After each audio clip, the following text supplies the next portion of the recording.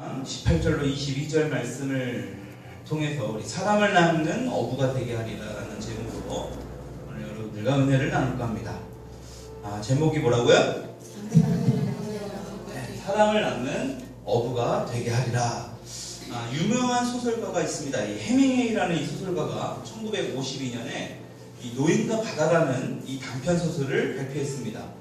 이 해밍웨이라는 사람이 이 자신의 이 취미이기도 한 이 낚시를 소재를 가지고 이러한 경험을 바탕으로 이 소설을 썼다고 합니다.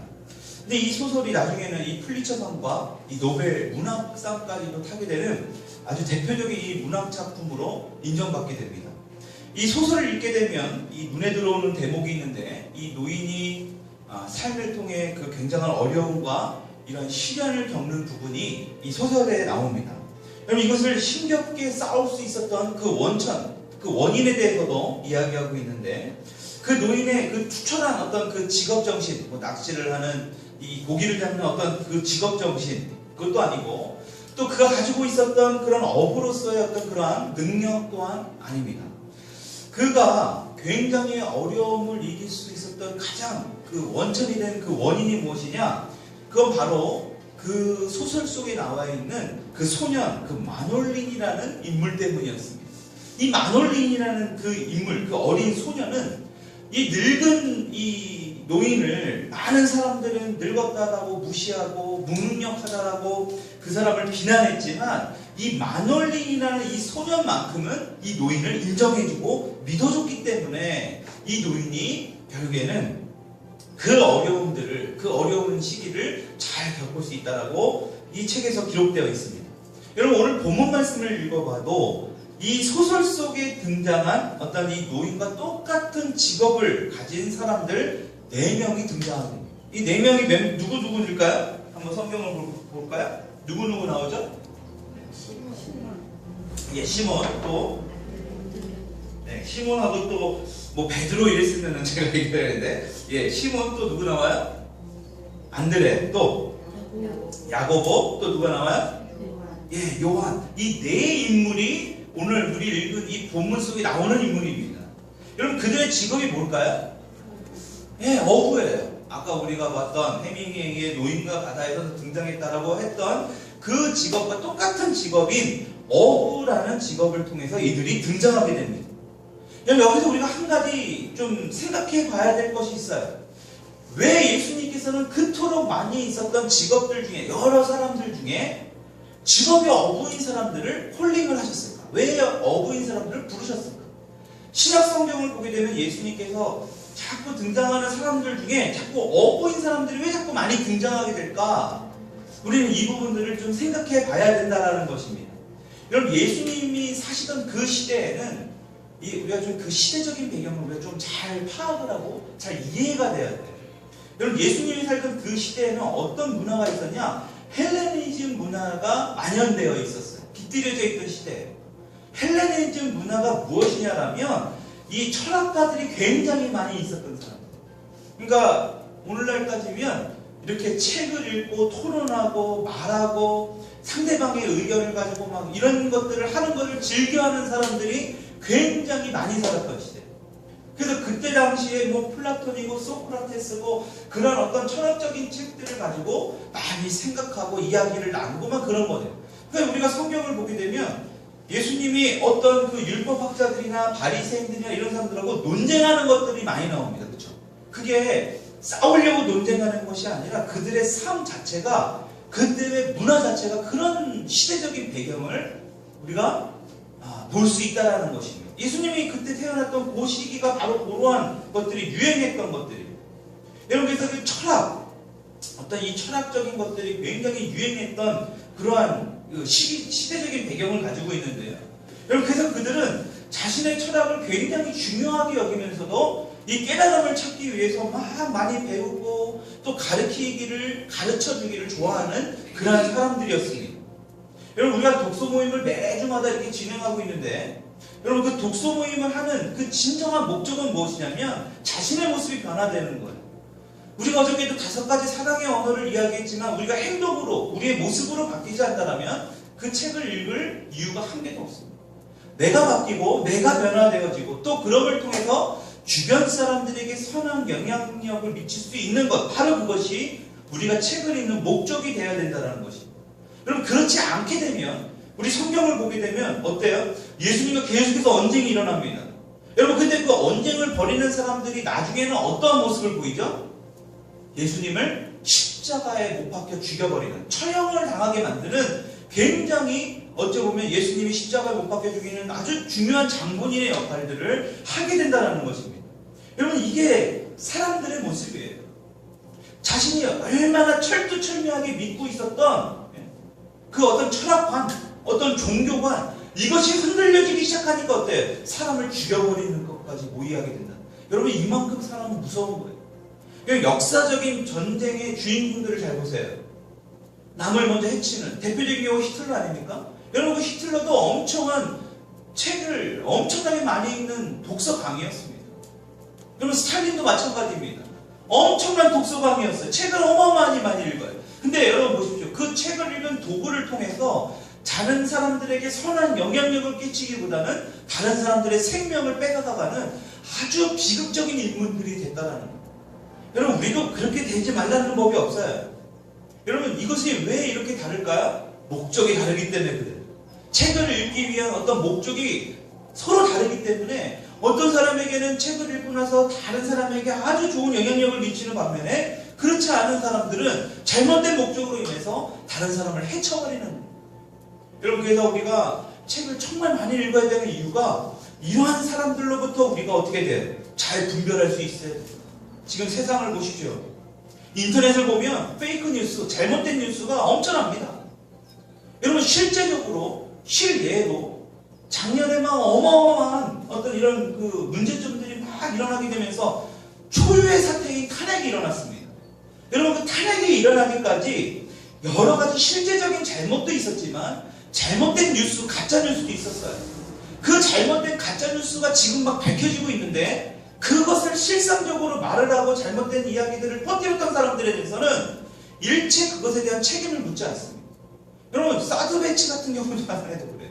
사드로 인해서 많은 사람들이 그 전자파로 인해서 잘못된 죽을 것이다, 심각한 상황이 초래할 것이다. 근데 실제적으로 전자파를 조사했더니 아무런 영향이 없다라고 얼마 전에 발표를 했습니다. 여러분, 그 몇 해 전에 광우병 사태만으로도 엄청난 일이 일어나지 않습니까? 소고기를, 마치 미국에서 수입한 소고기를 먹으면 광우병에 걸려서 우리가 마치 다 죽을 것처럼 그렇게 사람들을 가짜뉴스로 막 퍼뜨려놨어요. 실상 지금 어때? 강남의 쉑쉑버거라는 데가 미국산 소고기, 오리지널 소고기를 가지고 패티를 만들어서 사람들에게 제공을 합니다. 그 쉑쉑버거라는 것이 시작 오픈하기 전에 무슨 일이 일어났습니까? 몇 시간 동안 줄을 서서 먹는 사태들이 벌어졌어요. 미국산 쇠고기를 먹으면 광우병에 걸린다라고 막 난리쳤던 사람들이 그곳에 어찌금 줄 서서 그 쉑쉑버거를 먹으라고 줄 서 있는 사람들이 있어요. 여러분, 왜 우리는 이러한 것들에 가짜 뉴스에 자꾸 혼돈되고 거기에 자꾸 우리의 감정이 빼앗겨서 그 사람들 선에 잘못된 편에 서 있느냐? 여러분, 다시 말하면 책을 많이 읽지 않아도 돼요. 여러분, 그 사람들을 가만히 보십시오. 사상가, 이념가들은요 엄청난 가독가입니다. 그럼을 통해서 그들은 다른 사람들을 많이 혼업을 시켜요. 잘못된 것들이 있음에도 그들은 알아요. 그럼에도 불구하고 자기들의 주장을 올바르게 관철시키기 위해서 그들에게 계속해서 끊임없는 이념 교육을 시킵니다. 여러분, 그래서 어찌 보면 교육감들이 어떠한 정책을 펼치냐에 따라서 학교의 정책이 바뀌어지고 교육의 정책이 바뀌어집니다. 여러분, 이것을 우리가 정말 오늘날 우리 특히 젊은 세대, 또 우리 기성세대, 부모 세대가 올바르게 판단해야지만이 우리의 자녀, 또 여러분들 본인들이 10년, 20년, 나중에 여러분들이 주인공이에요. 이 나라에 정말 중요한 역할을 잘 감당할 수 있다는 것입니다. 여러분, 어찌됐든 간에 이 잘못된 것으로 채워놓고는 그것이 마치 전부인 양 최고인 것처럼 여기면서 살아가는 경우가 우리 가운데 종종 있다는 거예요. 여러분, 근데 문제는 뭐냐? 우리 마음 가운데는요 공고한 마음이 있어요. 허전한 마음이 있어요.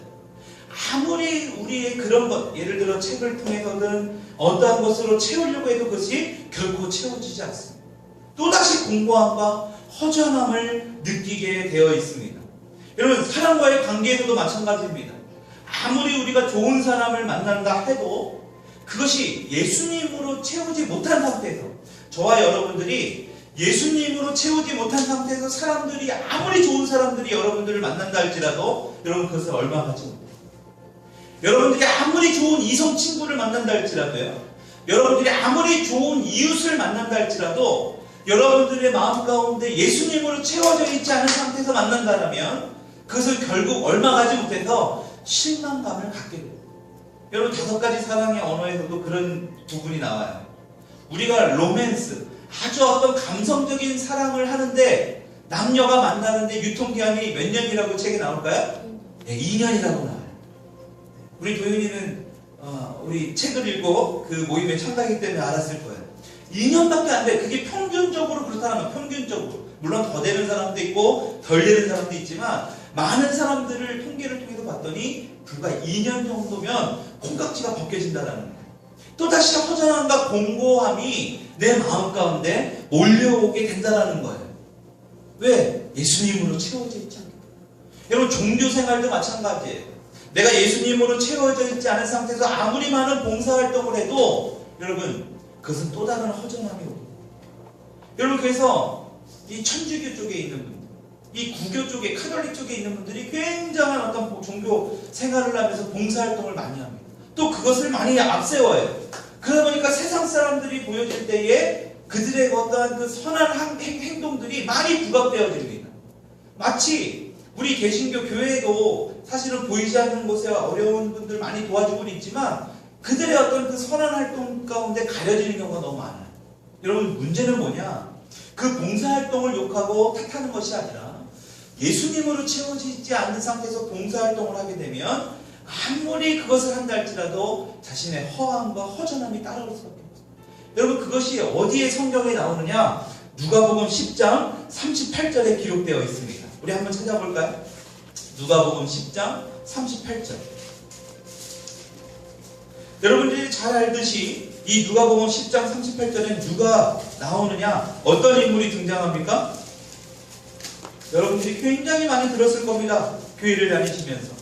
어떤 인물, 두 인물이 나옵니다. 중요한 인물 누가 나와요? 누가복음 10장 38절에 마리아와, 성경을 찾아보고 얘기해야지. 그래. 마리아와 마르다라는 두 자매가 나오게 됩니다. 여러분 이 마르다는 이 자신이 살고 있는 동네에 예수님께서 오신다는 것을 어느 날 알고 자신의 집으로 초청을 하게 됩니다. 여러분 그 마르다는 어떤 동생이 있었어요? 누구라고 하는 동생이 있었죠? 성경을 잘 안 읽으시는가? 마리아의 동생이 누가 등장합니까? 누가복음 10장 38절에 38절 그 이하에 보게 되면, 다시 2절까지 말씀을 보게 되면 이 마르다의 동생이 누구죠? 네, 마리아가 나옵니다. 마리아. 여러분 그 마리아가요 어떤 모습을 보이고 있습니까? 예수님이 너무나 좋은 거예요. 오늘날 따지면 이 설교 말씀이 너무나 좋아요. 예수님이 하시는 이 설교 말씀이 너무나 좋으니까 이 마리아가 어디에 있었다라고 성경은 기록되어 있습니까? 네? 마리아가 어디에 있었다라고 성경은 기록되어 있어요? 발치에 앉아라고 성경은 기록되어 있습니다. 여러분 예수님의 발끝에, 다시 말하면 예수님의 가장 가까운 곳에 그가 앉아서 예수님의 말씀을 듣고 있다라고 성경은 말씀하고 있습니다. 얼마나 예수님이 좋았는지, 그 예수님의 말씀에 귀를 기울이면서 듣고 있는 그 마리아의 모습을 우리가 이 성경 말씀을 통해서 상상해 볼 수 있다는 것입니다. 여러분 근데 이 언니 마르다는 어떠한 모습을 보이고 있습니까? 여러분 손님들을 자신의 집으로 초청을 한 건 누구예요? 마리아가 아니라 성경은 분명히 마르다라고 이야기하고 있습니다. 여러분 마르다라는 그 여자가 자기네 집으로 예수님의 그 일행들을 초청한 거예요. 여러 사람들이 있었겠죠.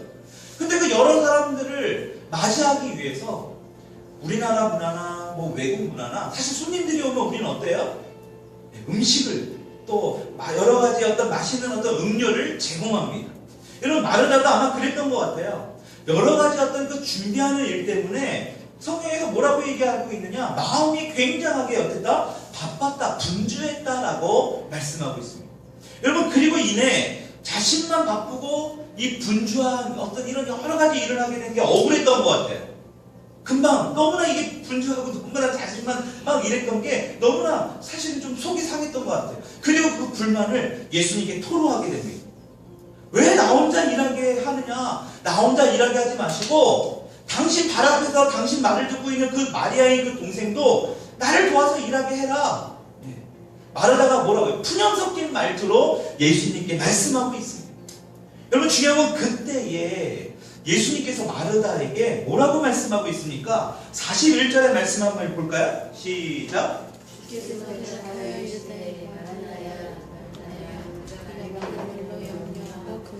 네, 예수님께서 뭐라고 그래요? 마르다야 마르다야, 야 마르다야, 이렇게 한 번 부른 것이 아니라 반복해서 부르고 있습니다. 아주 중요한 이야기를 내가 너에게 하겠다라는 거예요. 야 마르다, 얘야 네가 많은 일로 염려하고 근심한다. 여러분 예수님은요 행위만 보고 말씀하신 게 아니에요. 마르다의 마음까지도 읽고 계셨던 거예요. 너가 정말로 염려하고 근심하고 있구나. 네가 이런 여러 가지 어떤 이 분주한 일로 말미암아서 네 염려하고 근심하고 있는 마음이 내가 너의 내면에서 보여지고 있다. 여러분 어쩌면 이 마르다에게는요 이 여러 일들을 뭐 예를 들어 음식을 잘할 수 있는 어떤 이런 좋은 달란트가 있었는지도 모르겠어요. 여러분 그런 달란트가 있다라면 마르다는 그 달란트를 가지고 기쁜 마음으로 즐거운 마음으로 행해야 돼요. 여러분 그럼에도 불구하고 이 마르다에게는 어떤 마음이 앞서고 있었어요? 염려하고 근심하는 마음. 여러분 그것은 하나님께서 우리에게 좋은 달란트를 우리가 값어치 있게 쓰는 게 아니에요. 우리 각자에게는 그런 달란트가 있습니다. 어떤 자에게는 막 그런 어떤 음식을 잘 만들고 어떤 음식을 정말 잘 이렇게 섬기는 그런 은사, 막 이렇게 잘 챙겨서 먹이면 그 먹는 걸 가지고 너무나 기쁜. 또 어떤 사람은 어때요? 그것을 먹고 아주 좋게 잘 호평해주고 막 칭찬해주고 격려해주고 상대방의 마음을 막 기분 좋게 해주는 어떤 그러한 어떤 달란트를 가진 사람도 있어요. 여러분 근데 그런 달란트를 가지고 잘 사용함에도 불구하고 염려하고 근심하고 있는 그 마르다에 대해서 예수님이 지적하고 있다는 거예요. 기쁜 마음을 하는 것이 아니라 염려와 근심의 마음이 이 마르다에게 있었다는 것이에요. 여러분 이렇다면 이런 거예요. 사람을 초대했으니 무언가 맛있는 것을 많이 만들어서 정말 잘 대접해야 되겠다, 이런 마음이 마르다에게 있었는지 몰라요. 여러분 그 초대한 사람들에게 내가 이런 것들을 잘 내주면 나를 인정해주고 나를 칭찬해주겠지. 보아하니 예수님이라는 분이 굉장히 유명한 분인데 내가 이런 음식을 정말 잘 대접하면 예수님에게 칭찬받겠지. 어쩌면 그런 마음으로 막 그런 것들을 만들고 있는데 예수님께서 딱 그의 마음에 어떤 정확한 마음을 보고 계십니다. 그의 마음에 염려와 근심과 걱정이 가득한 것들을 보시고 지적하고 있다는 거예요.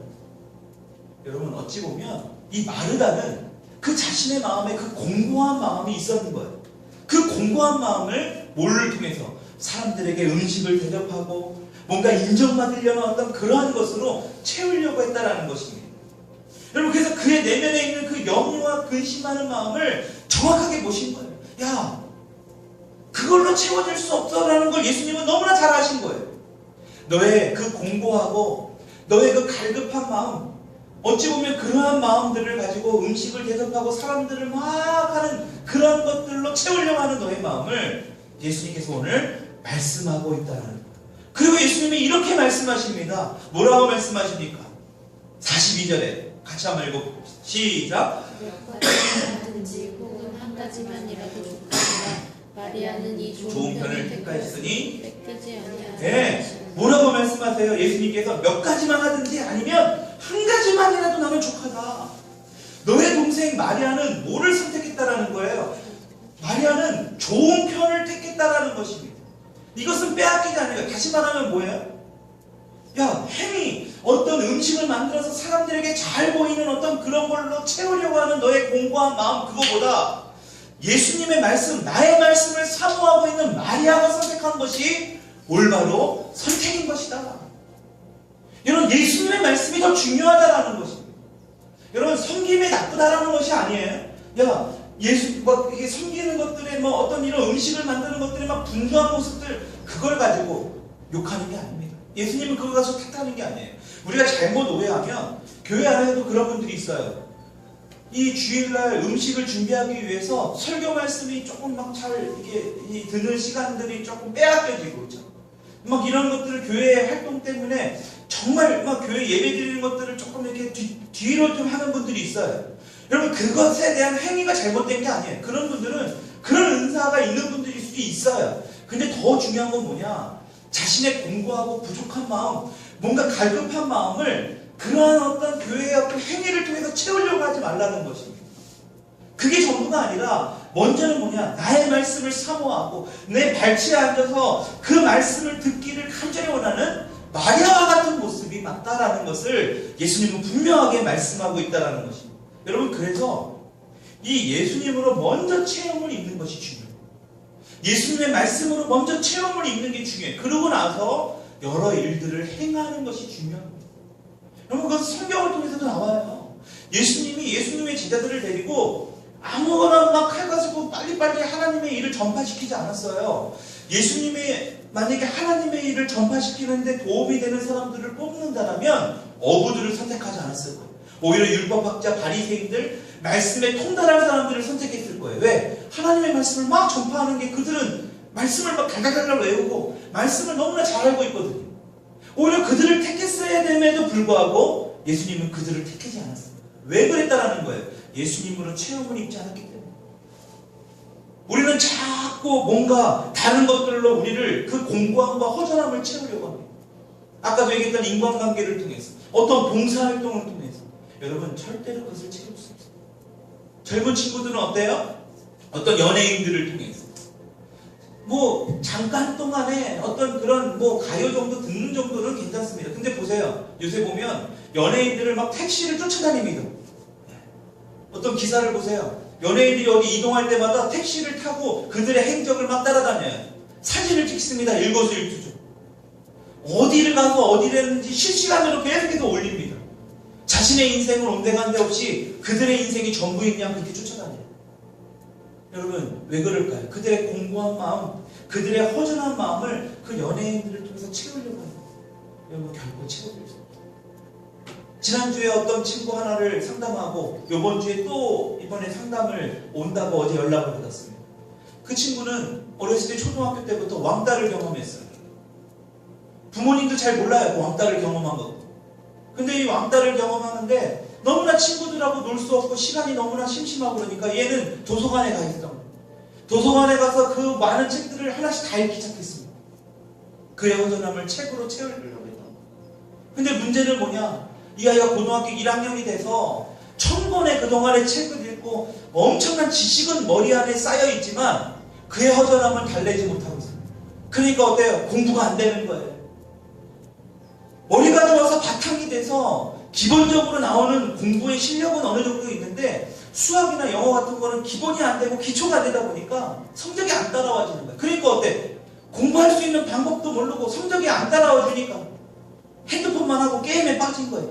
그래서 그 아이를 데리고 온 거예요, 억지로. 부모가 가라고 그래가지고. 여러분, 그 본질은 얘가 핸드폰에 빠지게 된 원인이 뭐냐라는 거예요.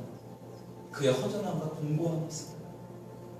여러분, 그것이 어느 정도 해결이 되니까 이 고등학교 1학년인 학생이 억지로 이제는 막 상담하러 오고 치유받으러 왔는데 내일 다시 자기 자발적으로 오겠다라고 이야기를 들었습니다.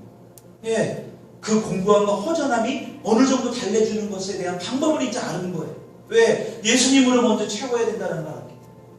여러분, 성령으로 충만했던 예수님께서는 그 당시 어떤 똑똑한 철학가를 부르신 게 아닙니다. 다시 말해 겉모습만 보고 예수님이 부르신 게 아니에요. 똑똑한 거는 전혀 상관없는 어부들을 불렀다라고 아까 말씀드렸습니다. 여기 예수님께서는 성령이 충만하셨습니다. 성령이 충만하셨다는 것은 뭐냐? 하나님의 말씀으로 충만했다는 거예요. 여러분, 그래서 구약 성경에 기록된 예레미야 말씀에 이렇게 기록되어 있습니다. 예레미야 말씀을 한번 볼까요?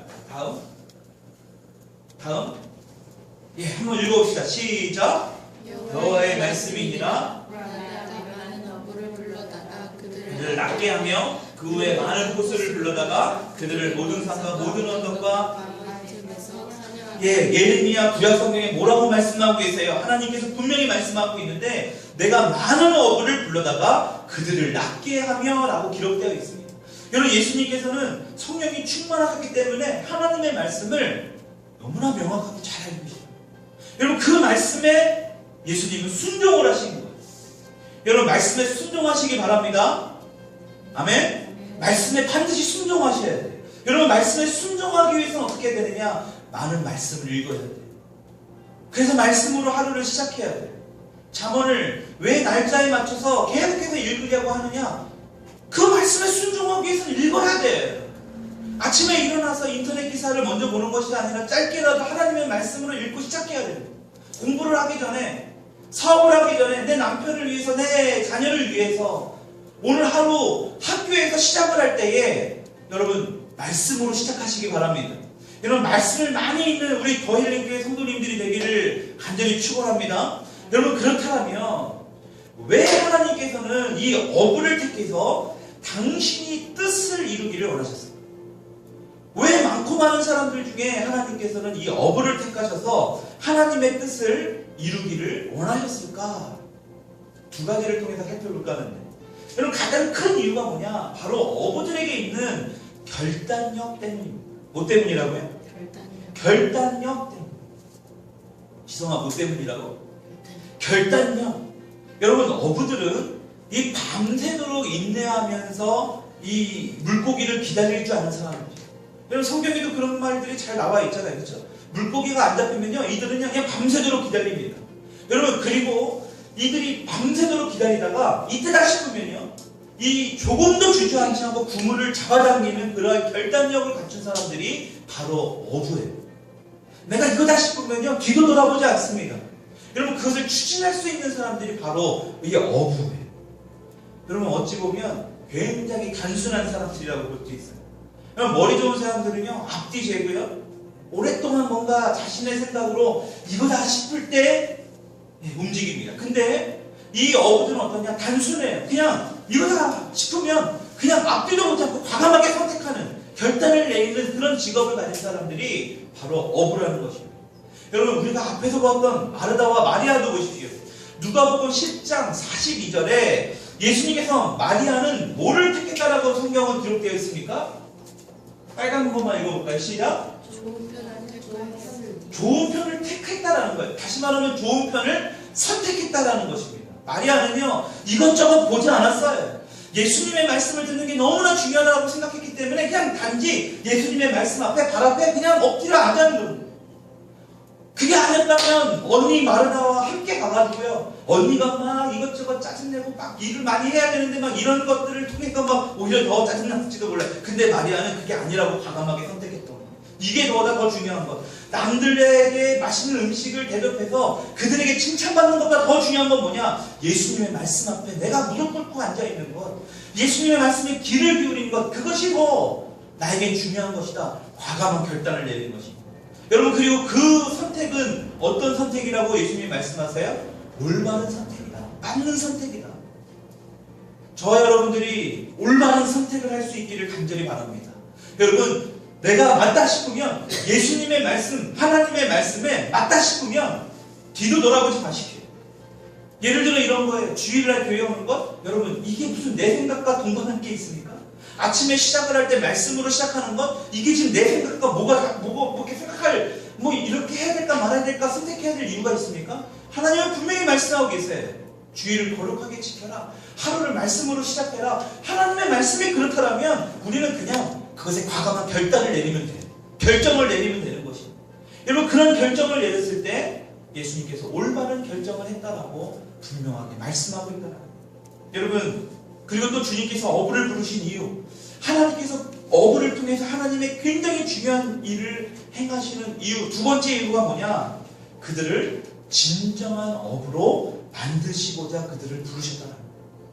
여러분, 그들을 진정한 어부가 뭐냐? 여러분, 전에는 그들이 단순히 물고기 정도 잡는 어부. 여러분, 물고기라는 것은 결국엔 뭘까요? 내가 잡아서 팔거나 내가 먹어버리면 또다시 물고기를 잡아야 돼요. 그렇죠? 여러분, 물고기를 잡는 어부였다면 이제는 어떤 어부가 되기를 원하신다라고요? 사람을 낚는 어부가 되게 하십니다. 여러분, 이것만큼 더 중요한 게 있을까요? 단순히 내가 물고기만 잡아서 생명을 연연하는 그 일도 중요하지만 사람을 낫게 하는 어떤 그 어부가 되게 하겠다. 여러분 그 말씀의 의미는 뭐냐? 그동안 자신의 인생만을 위해서 살았던 그 삶, 어찌 보면 자신의 어떤 가정만을 위해서 나를 위해서 살았던 그 삶이 이제는 어떻더라고요? 하늘나라를 위해 사는 삶으로 바뀌게 될 것이다.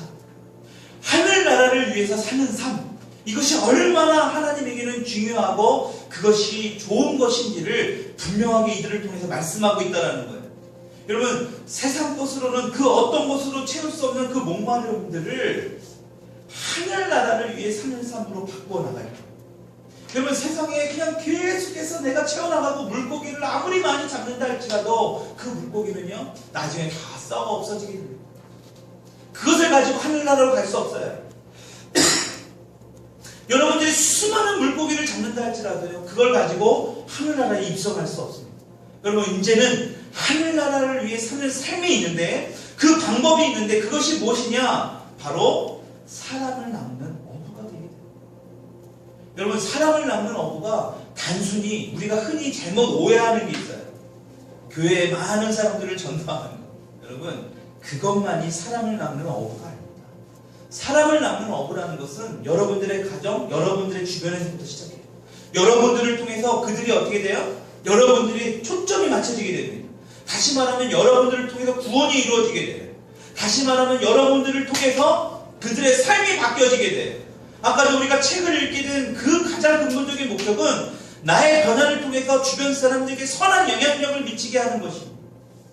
오히려 여러분들을 통해서 교회를 더 떠나가게 만들고, 오히려 여러분들을 통해서 교회가 더 욕되게 만들고, 오히려 여러분들을 보면서 교회에 더 안 나가겠다라고 말을 한다면 여러분들은 뭐냐? 사람을 낚는 어부가 아니라 그냥 계속해서 물고기를 낚는 어부 안에서 그냥 그 안에 갇혀져 있는 것밖에 안 돼요. 여러분 예수님은 분명히 말씀하고 계십니다. 영원히 목마르지 아니하는 생수를 너희에게 주겠다. 여러분 목마르지 않는 영원한 생수. 여러분 사람이 주는 생수는요 또 목마름이 또 갈급함이 와요. 그러나 예수님이 주시는 생수는 영원히 목마르지 않는다. 다시 말하면 예수님으로 여러분들을 채워나가야 된다는 것입니다. 여러분 예수님으로 여러분들을 채워나갈 때에 진정한 어부, 다시 말하면 사람을 낚는 어부가 될 수 있다는 것입니다. 여러분 여러분들이 가지고 있는 그 직업 안에서 하나님의 뜻을 이루면 돼요. 여러분들이 가지고 있는 그 직업 안에서 여러분들의 그런 지금 삶 안에서 하나님의 뜻을 이루어 나가면 됩니다. 주부가 직업인 분들, 어떤 또 학생이, 또 어떤 이런 테라피스트, 또 목사가 직업인 분들은 그 일 안에서 하나님의 뜻을 이루어 나가면 되는 것입니다. 여러분 주님께서 여러분들을 부르시게 될 때도 사람을 낚는 어부가 되게 하리라 라고 말씀하고 있어요. 다시 말하면 여기서 말씀하시는 되게 하리라는 가능성을 보고 부르신다라는 거예요. 이미 너가 됐다라고 부르신 게 아니에요. 야 나는 네가 이미 그냥 하찮은 어부가 돼서 막 이런 진짜 똑똑한 사람들을 부른 게 아니에요. 그렇게 돼서 너희들을 부른 게 아니에요. 되게 하리라. 앞으로 그러한 모습을 너희들 가운데 충분히 그럴 가능성이 보여지니까 내가 부른다. 그러니까 어때요? 내 위치, 지금 내 모습, 내 능력, 내 생활, 그것은 다 중요하지 않아요. 지금 여러분들의 모습을 통해서 자꾸 낙심하고 낙담할 필요가 없다라는 거예요. 예수님께서는 그러한 하갈 것 없는 어부들을 3년 동안 훈련시키시고 그들에게 성령을 부어주심을 통해서 뭐 했어요? 진정한 사람을 낚는 어부가 되게 하셨다라는 것입니다. 이와 마찬가지로 예수님께서는 저와 여러분들을 이렇게 바꾸어 나가십니다. 고쳐 나가십니다. 지금의 모습을 가지고 낙심할 거 한 개도 없습니다. 지금 또한 훈련을 시키는 하나의 과정이에요. 우리가 설사 실수를 하고 넘어진다 할지라도 다시 일으켜 세워주실 분이 우리의 예수님이신 줄 믿으시기 바랍니다. 여러분 그것을 믿고 따라가야 돼요. 되게 하리라. 지금 이미 되어진 상태가 아니라 이 앞으로 되어질 가능성을 보고 우리에게 오늘도 말씀하고 있습니다.